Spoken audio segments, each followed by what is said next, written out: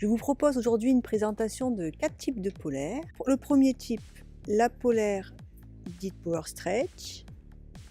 Le deuxième type, la polaire à intérieur gaufré. La polaire à espélène. Et enfin, la polaire à poil.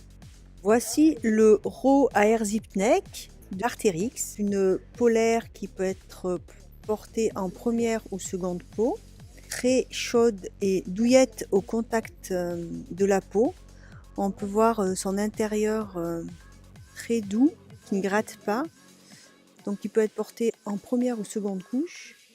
Il existe également en caleçon, c'est pour moi la première couche la plus chaude. Elle a un aspect extérieur lisse qui, par un tissage assez serré aussi lié à l'insertion de spandex, en fait une parfaite isolation. C'est une première peau ou une seconde peau qui reste relativement chaude, très agréable au contact de la peau, qui est utilisée vraiment par température très froide ou même en statique et qui est extrêmement confortable à porter. La deuxième pièce présentée est une polaire à intérieur gaufré, la R1 Pullover de Patagonia. C'est une référence très ancienne qui a vraiment fait ses preuves avec son intérieur gaufré qui permet d'avoir une excellente respirabilité. C'est une matière qui est relativement fine, qui se porte soit en première peau par temps très froid, soit en seconde peau. Elle est aussi très polyvalente dans son usage où on peut la porter comme une polaire légère en été. Les polaires à spélène avec la Dark Days Hoodie de Mountain Equipment.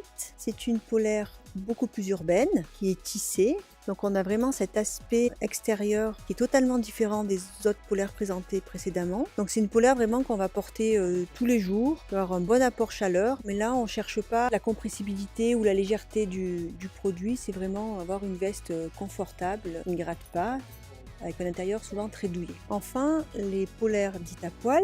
Ici, la Nordic Fleece Jacket de Montura, qui est une polaire très chaude. C'est les polaires les plus chaudes, très douces, où on cherche des produits compressibles.